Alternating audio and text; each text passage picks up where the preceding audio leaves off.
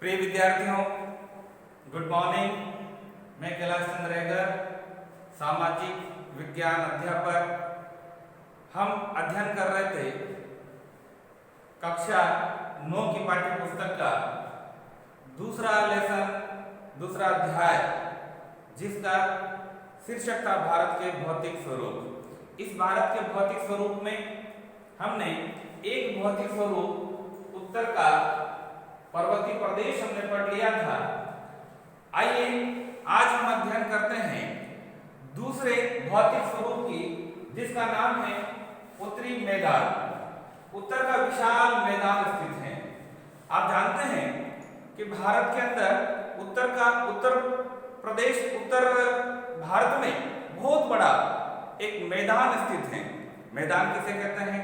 मैदान वह स्थल है जो समुद्र तल से बहुत कम ऊपर उठा हुआ है, जो बहुत दूर तक समतल दिखता है, वह मैदानी प्रदेश कहलाता है। तो आज हम उत्तर के विशाल मैदान के बारे में अध्ययन करेंगे। हम देखें तो भारत का जो उत्तर का विशाल मैदान है, ये 7 लाख वर्ग किलोमीटर तक फैला है। कितना? 7 लाख वर्ग किलोमीटर तक ये उत्तर का विशाल मैदान फैला है। अगर हम इसके लंबाई और चौड़ाई की बात करें तो लगभग 2400 किलोमीटर लंबा है। कितना? 2400 किलोमीटर लंबाई है। अर्थात 2400 किलोमीटर की बात करें तो ये जो मैदान है, ये हमारे भारत के अंदर सिंधु नदी से लेकर ब्रह्मपुत्र नदी तक इसका विस्तार है। और इसकी अगर हम चौड़ाई की बात करें तो 240 से लेकर 350 किलो 240 से लेकर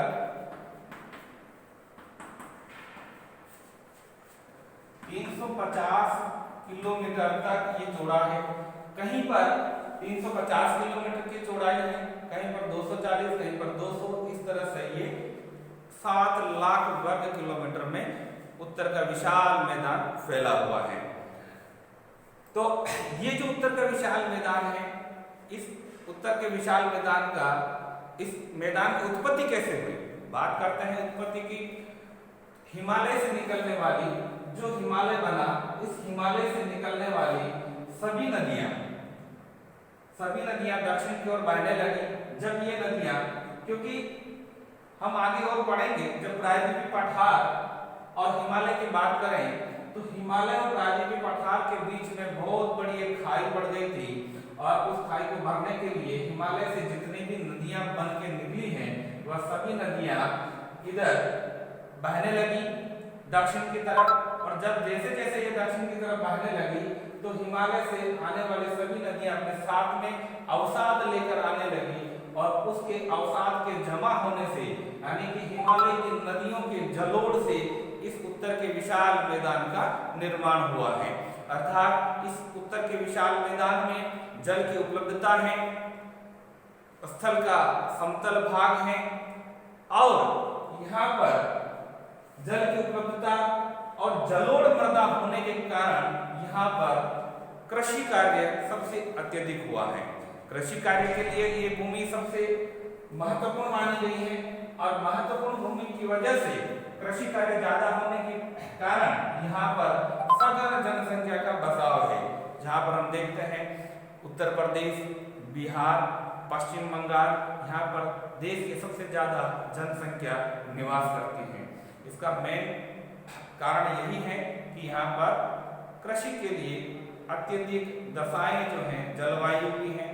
कृषि की दशाएं, कृषि के लिए जो दशाएं चाहिए, जो फैक्टर चाहिए, वह यहाँ पर मिलते हैं।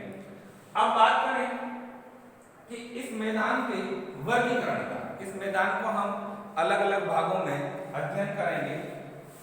इस मैदान के हम 3 भाग बनाते हैं। इस मैदान को पहला भाग, जिसकी बात करें, पंजाब का मैदान कह सकते हैं इसको। पंजाब का मैदान इसको पंजाब का मैदान इसीलिए कहा है क्योंकि ये अधिकतर इस मैदान का जो क्षेत्र है वो पंजाब के अंदर स्थित है।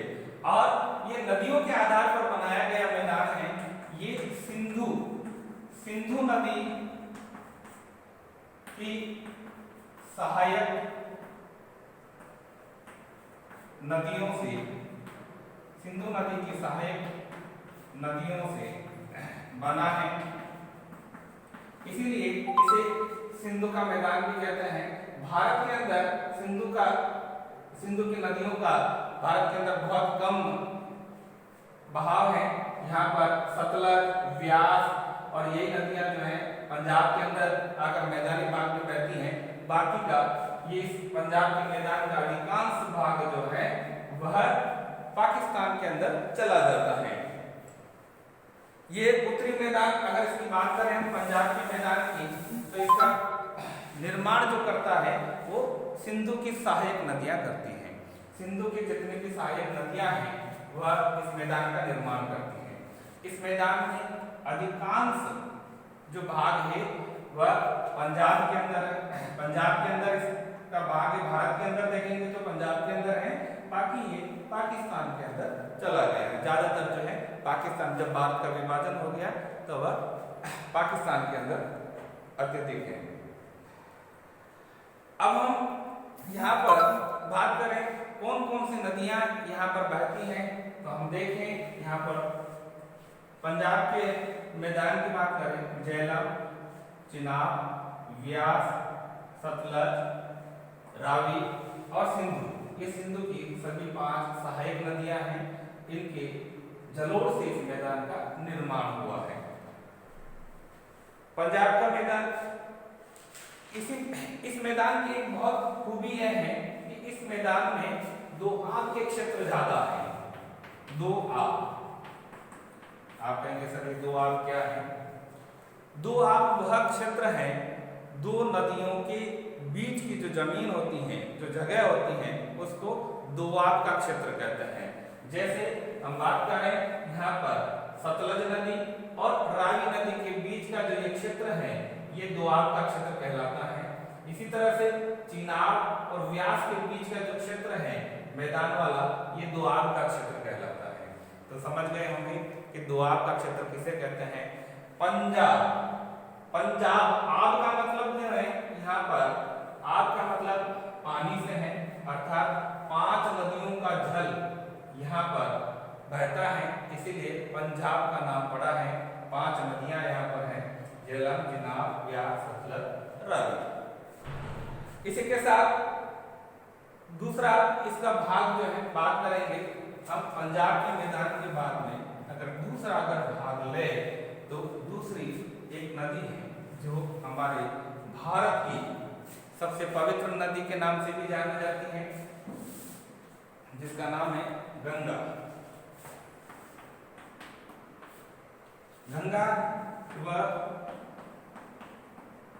गंगा की सहायक नदियां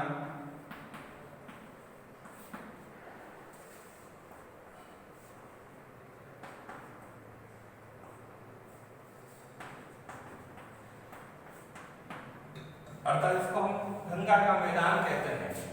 गंगा का मैदान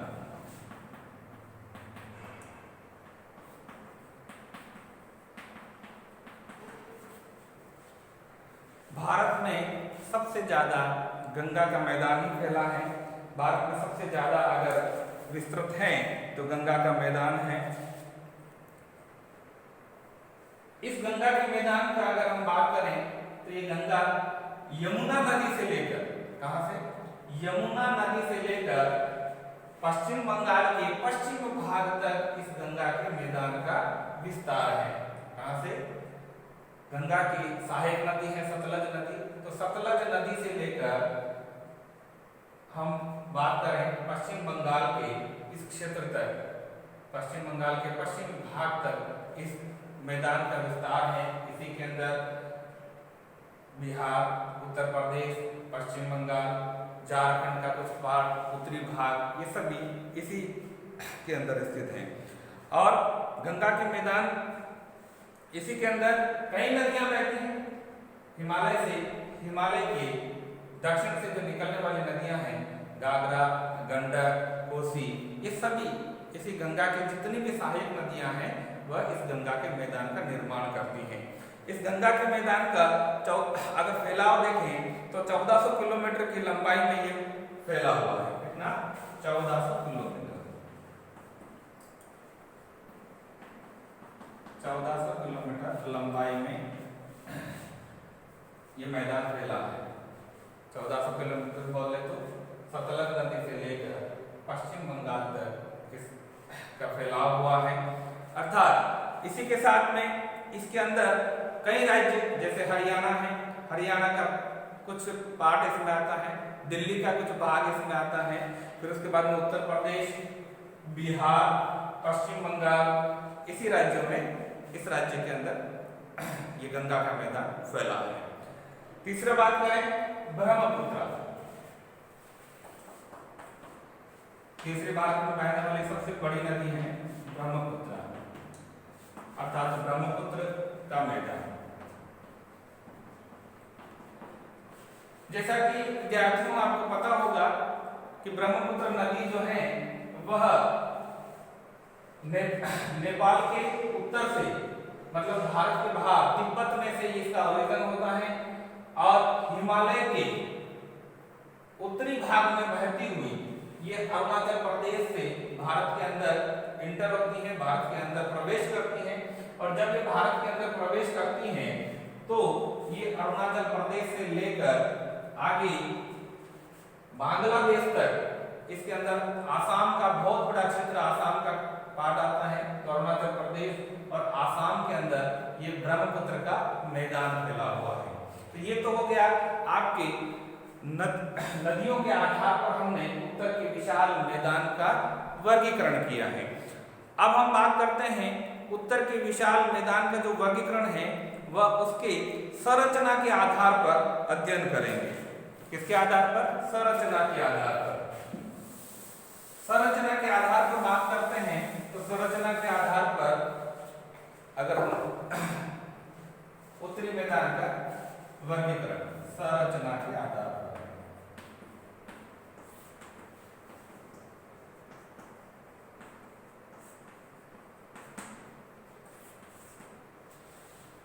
ये जो हिमालय से निकलने वाली जो नदियां हैं, इस नदियों से मैं पहले बता चुका हूं कि हिमालय से निकलने वाली नदियों से इस मैदान का निर्माण हुआ है।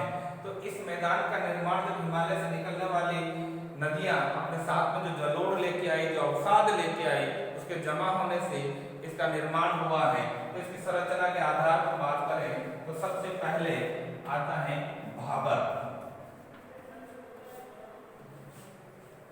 सबसे पहली बात करें तो सबसे पहले भाबर का ये निर्माण होता है। दूसरी बात करें तराई, भाबर के बाद में आता है तराई। लिख लीजिए भाबर, भाबर के बाद में तराई। तीसरा बांधर और चौथा है खादर। आइए हम एक एक टॉपिक को देखते हैं। सबसे पहले बात करते हैं भाबर की कि भाबर क्या है, भाबर किसे कहते हैं। नदियों से जो नदियां हिमालय से निकलकर आती हैं मैदान में तो अपने साथ में कई बड़े बड़े कंकर और पत्थर लेके आती है। जो कई बड़े बड़े कंकर और पत्थर लेकर आती हैं, हिमालय से जब नदियां नीचे उतरती हैं तो इनका ढाल इनका जो तीव्रता जो है वह कम होती है। और जब कम तीव्रता होती है तब इनकी स्पीड, इनके जो बहने की जो क्षमता है उस पर भी प्रभाव पड़ता है। क्षमता कम होती है तो अपने साथ में जो बड़े बड़े कंकर पत्थर लेके आती हैं वह कंकर पत्थर की एक बहुत बड़ी गुट्टिका का जमाव कर देती है। यहाँ पर बहुत बड़ी एक गुट्टिका का निर्माण करती है, गुट्टिका एक पट्टी का निर्माण कर देती है। कंकर पत्थर, बड़े बड़े कंकर, बड़े बड़े पत्थरों का निर्माण कर देती है। उस प्रदेश को हम जो है भाबर कहते हैं। और ये भाबर है, इस भाबर में सभी नदियां हैं वह विलुप्त हो जाती हैं, नदियां दिखाई नहीं देती है। अर्थात विलुप्त होने का मतलब ऊपर कंकर पत्थर और वो अवसाद जमा हो जाता है और उसकी पारगम्यता इतनी होती है कि वह नदियां उस भाबर के नीचे वाले पार्ट पर बहती हैं। तो ये प्रदेश भाबर का प्रदेश कहलाता है। भारत में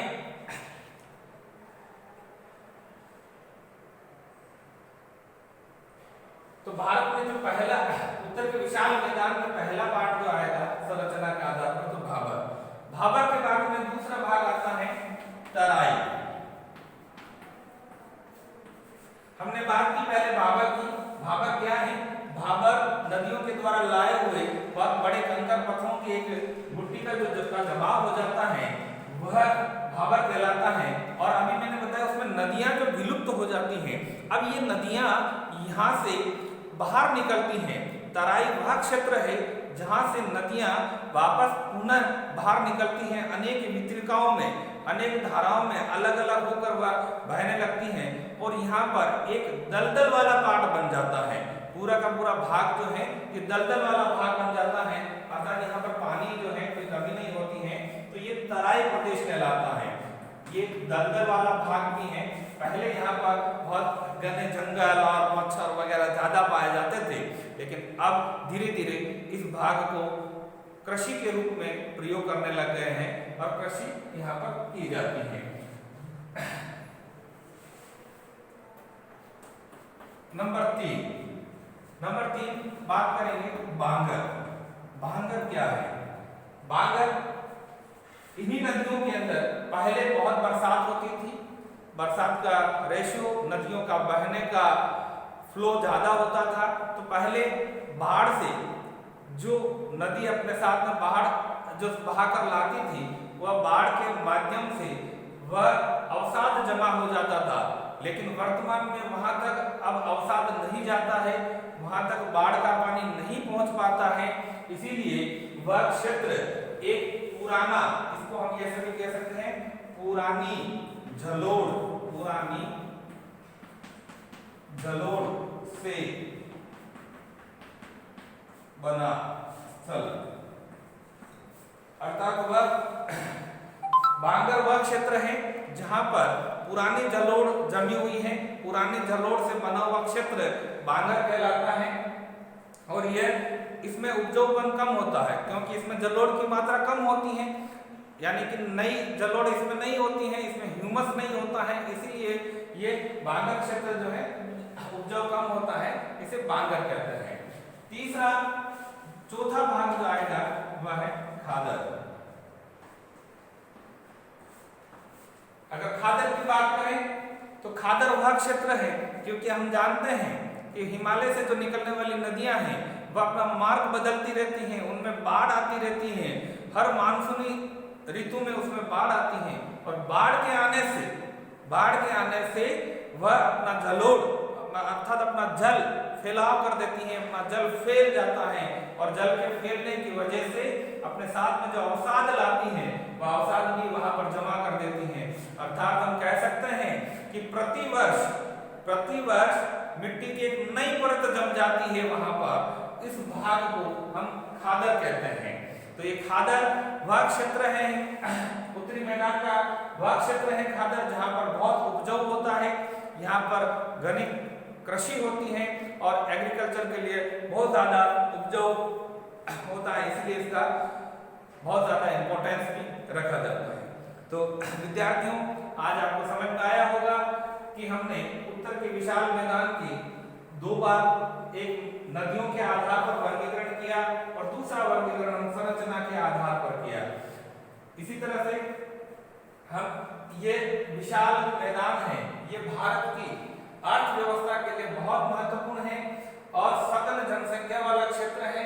यहाँ पर कृषि कार्य सबसे ज्यादा होता है क्योंकि यहाँ पर जल की उपलब्धता है, जलवायु अनुकूल जलवायु है और